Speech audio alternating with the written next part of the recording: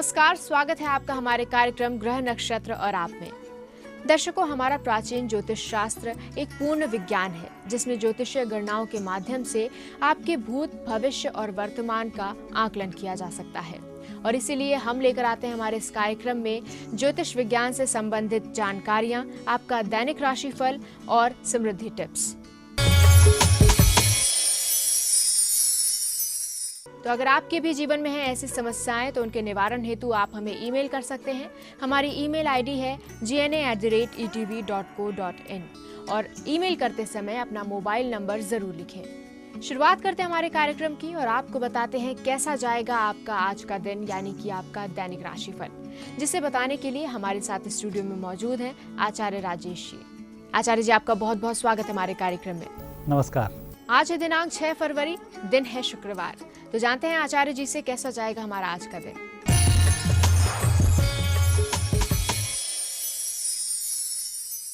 मित्रों, आप देख रहे हैं दैनिक राशिफल।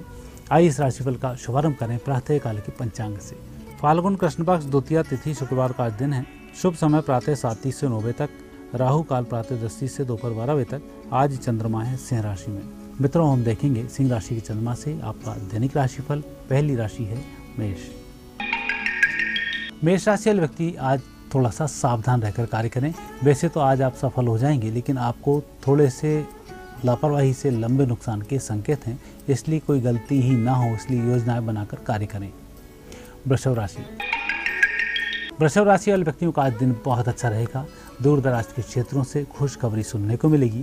पहले किए गए कार्यों का आज पारिश्रमिक भी प्राप्त होगा। मिथुन राशि। मिथुन राशि के व्यक्तियों का व्यक्तिगत कार्य आज संपन्न हो जाएगा। दोपहर के बाद आप फ्री भी होंगे। कोई नई जिम्मेवारी यदि आपको मिल रही है तो उसे स्वीकार कर लें, कोई दिक्कत नहीं होगी। कर्क राशि। कर्क राशि वाले व्यक्तियों को अच्छे परिणामों के लिए थोड़ा सा इंतजार करना होगा। आज जितना धैर्य रखेंगे उतने ही अच्छे फलों की प्राप्ति होगी। जल्दबाजी तो बिल्कुल ही ना करें, चाहे कोई व्यक्ति आपको कितना ही सहयोग क्यों ना कर रहा हो। सिंह राशि। सिंह राशि व्यक्तियों का आज मानसिक तनाव को दूर करने का दिन है। आज आपको अच्छे सलाह की प्राप्ति होगी। यदि आप अस्वस्थ चल रहे हैं तो उत्तम चिकित्सक की भी प्राप्ति होगी और आप शीघ्र ही स्वस्थ हो जाएंगे। आज के दिन पुराने कार्यों को संपन्न करने का अच्छा दिन है। कन्या राशि। कन्या राशि व्यक्ति आज यात्रा कर सकते हैं। उत्तम वाहन के योग भी बनते हैं। आज परिस्थिति बेहतर होती चली जाएंगी। जो काम आप करेंगे वह कार्य शीघ्र ही संपन्न भी हो जाएंगे। थोड़ी मेहनत अधिक लगेगी। तुला राशि। तुला राशि व्यक्तियों का चंद्रमा साथ दे रहा है, साथ ही शुक्र भी आज शुभ स्थिति में। दोनों ग्रह जब अच्छे होते हैं तो आकस्मिक फायदा हो जाता है। उत्तम लाभ के संकेत हैं। वृश्चिक राशि। वृश्चिक राशि वाले व्यक्तियों के व्यापार व्यवसाय में अच्छी उन्नति होगी। आपको अपनी मेहनत पर भरोसा होना चाहिए। जितना आपका अपने आप पर भरोसा होगा उतने ही आप सफल होंगे। दूसरे के भरोसे ना बैठें। धनु राशि। धनु राशि वाले व्यक्ति आज सावधान रहकर कार्य करें। वैसे तो आज नुकसान नहीं होगा, लेकिन जितना लाभ आपको मिलना चाहिए उतना लाभ आज नहीं मिल पाएगा। वो सजग रहकर कार्य करेंगे तो स्वैच्छिक लाभ की प्राप्ति भी हो जाएगी। उसके लिए सजगता आज जरूरी है। मकर राशि। मकर राशि व्यक्तियों को आज प्रिय व्यक्ति से मिलने के योग भी हैं। उनसे आपकी बातें भी शेयर होंगी और उसमें लाभों की भी प्राप्ति होगी। कुल मिलाकर आज दूसरे व्यक्ति के माध्यम से आपका भाग्योदय होने वाला है, जो आपका परिचित व्यक्ति है। कुंभ राशि।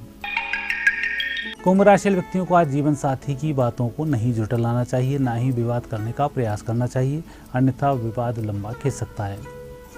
लेकिन जिनके विवाह नहीं हुए हैं उनके विवाह के आज संकेत हैं।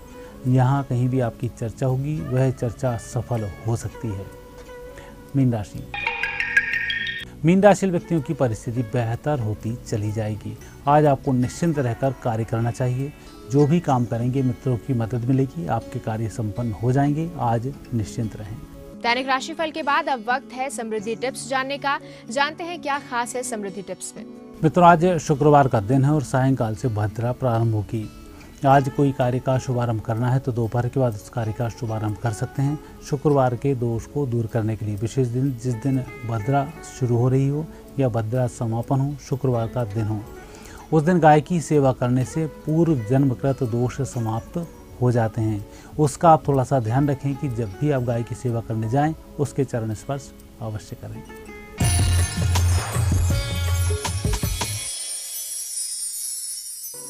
आचार्य जी, आपने हमारे दर्शकों को उनका दैनिक राशिफल और समृद्धि टिप्स बताया, जिसके लिए बहुत बहुत धन्यवाद।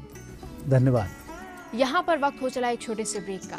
ब्रेक से वापस लौटेंगे तो डॉक्टर शंकर चरण त्रिपाठी जी बताएंगे कि विकास और ग्रह में क्या संबंध है। साथ ही साथ आपकी समस्याओं के समाधान भी वो देंगे। तो कहीं जाइएगा मत, देखते रहिए ग्रह नक्षत्र और आप।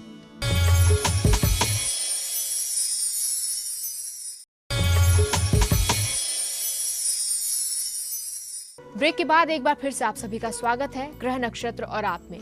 और अब वक्त हो चला है आपको ज्योतिष विज्ञान से जुड़ी जानकारी देने का, साथ ही साथ आपकी समस्याओं के समाधान देने का, जिनको देने के लिए हमारे साथ स्टूडियो में मौजूद हैं प्रख्यात नक्षत्र गतान्वेषी डॉक्टर शंकर चरण त्रिपाठी जी। गुरुजी, आपका बहुत बहुत स्वागत है हमारे कार्यक्रम में। जी प्रणाम। गुरुजी, जैसे इससे पिछले एपिसोड में हम बात कर रहे थे विकास और ग्रह के संबंध के बारे में, उसी पर आपसे आगे जानना चाहेंगे। सूर्य पर आपने देखा कि चैत्र ये सबसे बड़ा सूर्य है। इसको कहते हैं सबसे प्राचीनतम, पुराण शब्द की से उद्धृत किया गया है इसको, और इसको नाम चैत्र क्यों दिया गया? एकमात्र ये सूर्य है जो पृथ्वी में परिपक्व अन्य, जैसे मस्तिष्क, व्यक्ति का मस्तिष्क, मानव का 76 वर्ष 11 माह 3 दिन की जब अवस्था होती है तब मस्तिष्क पकता है। तब इसको पुराणात वाक्य, उसके मुख से निकले हुए वाक्यों को, इसलिए पहले आप देखें कि जो न्यायपालिका होती थी उसमें 76 वर्ष के ऊपर ही लोगों को जजेस नियुक्त किया जाता था, क्योंकि उसमें निर्णय की क्षमता परिपक्व हो चुकी होती है। अनिर्णायक स्थिति कदापि होती ही नहीं। पूर्णस्य पूर्णमादाय पूर्णमेवावशिष्यते। 76 वर्ष बाद पैदा हुई औलादें आइंस्टीन ही पैदा करेंगी, और या तो फिर ओसामा बिन लादेन पैदा करेंगी। यानी जिस भी क्षेत्र में होगा वो एक्सट्रीम में होगा, हाईएस्ट क्लाइमेक्स को टच कर रहा होगा। इस चैत्र नाम इसलिए दिया गया इस सूर्य को क्योंकि पृथ्वी का समस्त अन्न परिपक्व अवस्था को प्राप्त होने लगता है चैत्र में, और ये अवस्था वैशाख और ज्येष्ठ के सूर्य को भी थोड़ा थोड़ा मिलता है, लेकिन सबसे ज्यादा चैत्र को मिलने के कारण इसको प्रथम सूर्य की संज्ञा दी गई। What you call in the western terms the highest exaltation point of sun, मेष का सूर्य, यही है चैत्र प्रथम मास। और इस कारण से नवमी भौमवार मधुमासा अवधपुरी यह चरित्र प्रकाशा। आ गया ना? चरित्र का निर्माण यहाँ होता है चैत्र में। और एक और चीज़ हम आपको ग्रहों के विकास की परंपरा में बता दें। ग्रह की विकास की परंपरा, व्यक्तित्व के विकास की परंपरा, दोनों बिल्कुल समानांतर चलती हैं। भला जब हम सूर्य का कहते हैं तो सूर्य नेटिव भी है, सूर्य से ही लग्न का निर्माण होता है। चंद्रमा से जीवन के कार्यों और क्रियाओं का ज्ञान हो जाता है। मंगल से कितना लूज करेगा वो ज्ञान हो जाता है। शनि से कितना चलेगा ये ज्ञान हो जाता है, और कितनी पीड़ाएं मिलेंगी वो ज्ञान हो जाता है। लेकिन आकाशमंडल पर भी यही प्रमाण आपको देखने को मिलते हैं। जब आपको बताया कि यस्तक चक्षु श्रवण रसना ग्रहण पाएंगी वाणी पाई पुष्त्र मनो विद्य अहंकार मूर्ति तिष्ठन्तर बहिरपि, बाहर बैठा हुआ तिष्ठन्त, बाहर बैठ बहिरपि जगन भासयन द्वादशात्मा 12 सूर्य मार्तंडम तम सकल करणाधार, सकल करणाधार मूलाबिंद चैत्र का सूर्य सर्वश्रेष्ठ मेष के सूर्य से निरूपित किया है, जिससे आप भली भांति परिचित हैं ज्योतिष विज्ञान में। इस महत्वपूर्ण जानकारी के बाद अब वक्त हो चला है कि आपकी समस्याओं के समाधान आपको दिए जाएं। तो चलिए जुड़ते हैं हमारे पहले कॉलर से और जानते हैं क्या है इनकी समस्या। गुरुजी प्रणाम। गुरुजी मेरा नाम अमित पांडे है, मैं वाराणसी का रहने वाला हूँ और मेरा जन्म स्थान भी वाराणसी है। गुरुजी मेरी समस्या ये है कि मुझे आज तक कभी किसी काम में सफलता नहीं मिली है गुरुजी, और न कभी मान सम्मान मिला है। अब इसके लिए गुरुजी कोई भी कार्य करने के लिए मैं तैयार हूँ, कोई कृपया मार्गदर्शन करें गुरुजी। धन्यवाद गुरुजी। सूरदास प्रभु काम धेनु तज छेरी कौन दुहावे। मैं तो छेरी हूँ यार, वाराणसी काम धेनु है। वहाँ से भी प्रश्न किया बिना कुंडली का, अच्छी बात है, लेकिन चाहे जितना दौड़ दौड़ कर तार कहाँ तक भगिए, और जो विधि लिखा लीलार हुआ तक पइए। घाघ कह गया गलत नहीं है, तू कछु और विचारत है न तेरा विचार धरा ही रहेगा। पांडे जी काशी में है मणिकर्णिका, मणिकर्णिका गुहा मूले, दक्षिणे तो कपेश्वरा,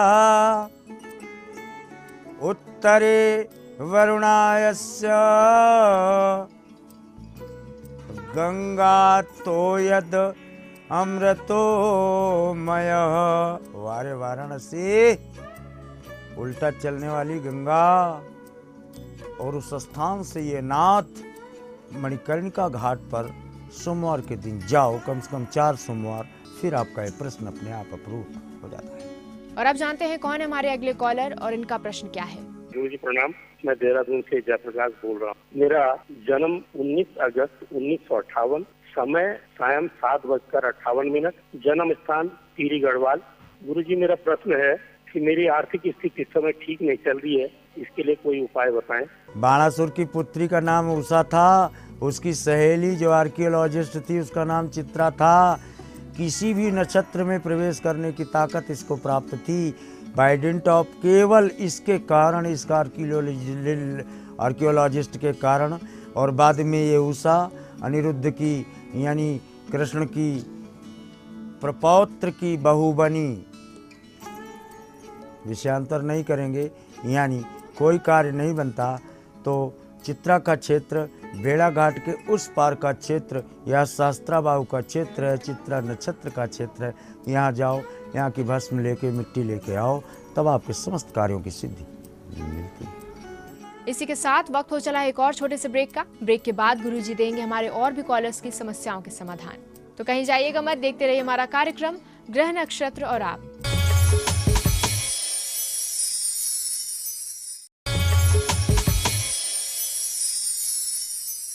ब्रेक के बाद एक बार फिर से आप सभी का स्वागत है हमारे कार्यक्रम ग्रह नक्षत्र और आप में। तो चलिए जुड़ते हैं हमारे अगले कॉलर से और सुनते हैं इनकी समस्या क्या है। गुरुजी सादर प्रणाम, मेरा नाम सौरभ कुमार है, मैं दानापुर पटना से बोल रहा हूँ। मेरा जन्म तिथि 25 अक्टूबर 1986 है। मेरा जन्म का समय सुबह 5:10 पे है। मेरा जन्म स्थान दानापुर पटना है। मैं जानना चाहता हूँ कि मुझे सरकारी नौकरी कब लगेगी और मेरा जीवन कैसा रहेगा। कन्या मिथुन पुनर्वसु पुनर्भीष्म पितामह का जीवन कैसे रहा? कोई ब्रह्मांड नायक तक घुटने टेक दिया। अदम इच्छा शक्ति से ओतप्रोत हो, शत्रुता किसी से हो जाए घुटने टिकवा दोगे। रही बात गवर्नमेंट की जॉब की, placement of moon in the 10th track government job, लेकिन किस एज में? 34। 6 4 10 8। अरे अभी बहुत टाइम है भाई। You are getting government job 4th private के बाद। और अब वक्त है ये जानने का कि हमारे अगले कॉलर कौन है और इनका क्या प्रश्न है। मेरा नाम वर्षा अग्रवाल है, मैं करौली से बोल रही हूँ और मेरा जन्म तिथि 30 जुलाई 1983 है और जन्म समय शाम के 7:30 बजे का है और जन्म स्थान अलवर है। मेरे विवाह को 8 वर्ष हो चुके हैं, लेकिन मेरे को संतान का अभी तक कोई योग नहीं, इसलिए संतान प्राप्ति का योग कब तक है, मुझे कृपा कर बताइए। मकर मीन उत्तरा भाद्रपद, सीधी सी बात है। उत्तरा भाद्रपद स्वामी मंगल होता है। अष्टरंध्रे नाति परजन्यात, 8 वर्ष 9 माह 11 दिन नोट कर लो। जिस दिन शादी का हो जाए समझो संतान के आने का मार्ग प्रशस्त। इसी के साथ लेते हैं हमारे अगले कॉलर को और सुनते हैं उनकी समस्या के बारे में। गुरुजी चरण स्पर्श, मैं कविता बालानी बेंगलोर से बोल रही हूँ। मेरी नाम भावना है। उनकी डेट ऑफ बर्थ है 25 जून 1983, दिन को 12:15, स्थान जोधपुर। और मैं यह जानना चाहती हूँ कि उनका पुत्री योग कब है, कृपया करके बताइए। मीन धनुमूल, 2 पुत्रियां होती हैं। Venus placement in the future takes 2 daughters. और जब छोटी डॉटर का 8 वर्ष की अवस्था हो जाती है तब पुत्र के प्रमाण देखे जाते हैं, लेकिन मिलता जरूर है।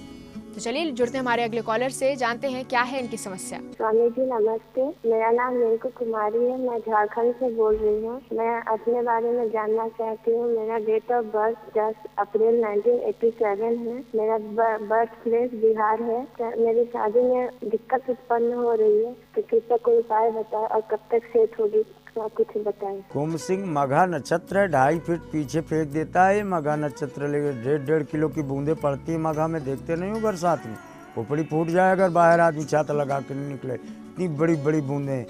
और मघा का क्षेत्र है फ्रॉम कटनी से लेके मैहर से लेके चित्रकूट तक का क्षेत्र पूरा मघा का है। इस स्थान की यात्रा करो, भस्म लेके आओ, यहाँ पर मौज में आ जाओ। वक्त है हमारे आज के एपिसोड की आखिरी कॉल लेने का, जानते हैं क्या है इनकी समस्या। गुरुजी प्रणाम, मैं दीपक दीक्षित भोपाल मध्य प्रदेश से बोल रहा हूँ। मेरी डेट ऑफ बर्थ 31 अक्टूबर 1971 है। जन्म स्थान विदिशा मध्य प्रदेश है। गुरुजी मेरा प्रश्न ये है कि मैं प्रोफेसर लाइन के लिए पूरी तरह से उपयुक्त हूँ और PhD हूँ, 30 साल का एक्सपीरियंस भी है, लेकिन मुझे अभी तक सरकारी नौकरी नहीं मिली है। कृपया मुझे ये बताएं कि सरकारी नौकरी कब तक और किस क्षेत्र में मिल जाएगी। मकर मीन उत्तरा भाद्रपद का स्वामी मंगल, जिसको कुर्सी देना है वो द्वादश बैठा है और जीवन भर तरसते रह जाओगे। और ये कोई ज़रूरी नहीं है आप बहुत सुंदर हैं तो आप हीरो बन जाएंगे, कोई ज़रूरी नहीं है कि आप बहुत क्वालिफाइड हैं तो आप IAS हो जाएंगे। बड़े बड़े नयन दिए मृगन को, बन बन फिरत उघारी। 1 किलो की आंखें पाया है मृग, लेकिन उसको मृग नयनी, उसको सर्टिफिकेट नहीं मिल पाता, उसको नहीं मिल पाता। यहाँ छोटी बटन आँख वालों को मृगनयनी की उपाधि मिल जाती है। आपकी बिल्कुल वही दशा है। मृग का चित्र, 12 सिंगे का चित्र खींचकर जहाँ सोते हो दक्षिणी दिशा में लगा लो। 82 डेज नहीं बीत पाएगा, गवर्नमेंट जॉब की पृष्ठभूमि बनेगी। और एक बात बता दें, बिल्कुल निराश मन होता, you shall draw the pension from government treasury. Okay guruji, आप यहाँ पर आए, आपने हमारे दर्शकों को इतनी महत्वपूर्ण जानकारी दी, साथ ही साथ उनकी समस्याओं के समाधान दिए ज्योतिष विज्ञान के माध्यम से। आपका बहुत बहुत धन्यवाद। जी प्रणाम। तो अगर आपके जीवन में भी है कोई ऐसी समस्या जिसका समाधान आप जानना चाहते हैं गुरुजी से ज्योतिष विज्ञान के माध्यम से, तो आप अपनी समस्या हम तक पहुंचाइए ईमेल के जरिए। हमारी ईमेल ID है gna@etv.co.in और अपना मोबाइल नंबर जरूर लिखें। इसी के साथ वक्त हो चला है आपसे विदा लेने का। कल फिर होगी आपसे मुलाकात इसी समय इसी चैनल पर। तब तक के लिए नमस्कार।